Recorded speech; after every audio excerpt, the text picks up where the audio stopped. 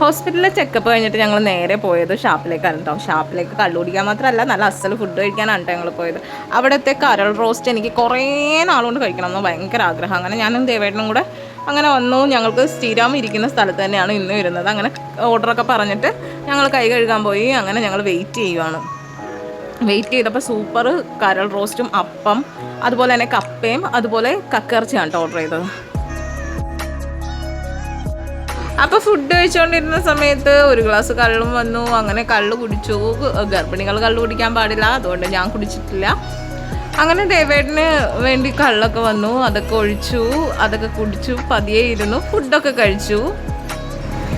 പൊടിച്ചിട്ടൊരു സാധനം കിട്ടുമ്പോഴുള്ളൊരു എക്സ്പ്രഷൻ ഉണ്ടല്ലോ.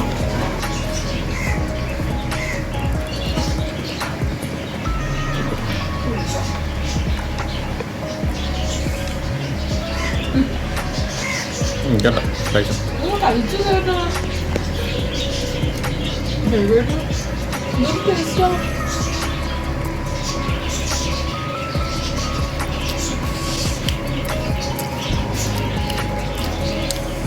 ഇതുണ്ടല്ലോ, ഇതെനിക്ക് ഞാൻ ഇന്ന് പ്രഗ്നൻ്റ് ആയോ അന്ന് മുതലുള്ള എനിക്ക് ക്രേവിങ്സാണ്.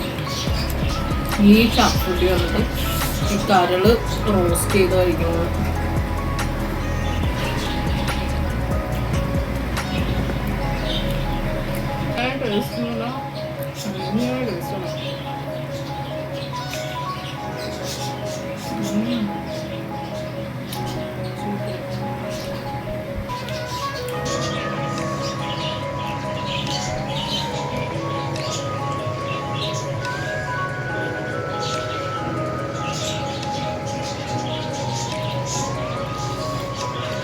അങ്ങനെ ഫുഡൊക്കെ കഴിച്ചുകൊണ്ടിരുന്നു, ഓരോന്നൊക്കെ സംസാരിച്ചുകൊണ്ടിരിക്കുമായിരുന്നു കേട്ടോ. എനിക്ക് കക്കറച്ചിയോട് അത്രയ്ക്ക് താല്പര്യം തോന്നിയില്ല. കരൾ റോസ്റ്റ് മാത്രമേ എനിക്ക് അത്ര ഒരു ഇഷ്ടമായുള്ളൂ.